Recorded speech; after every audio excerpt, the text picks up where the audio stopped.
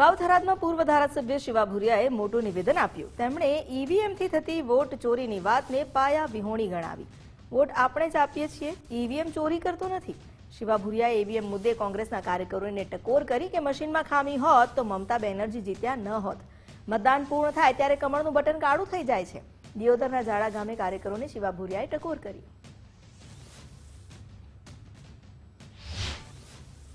બેઠકો ખૂબ મોટી થાય, ખૂબ હારી હારી વાતો કરી, છેલ્લી ઘડી પર બટન દબાવતો હતા, છેલ્લે શું થાય એની ખબર જ નથી પડતી.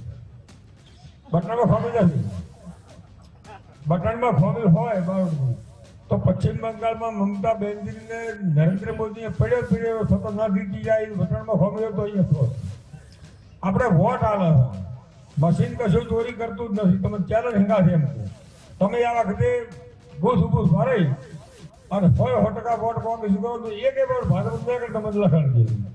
આ તો ખાલી આપણે વાતો છે, મશીન ચોરી કરતું નથી. આપણે વોટ આલે છે પાકો છે.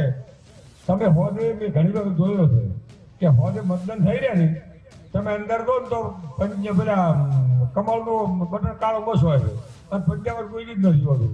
એ અડિયા જ વોટ આવે સાદું કરે મશીન કરે એટલે એ બધી વાતો છે.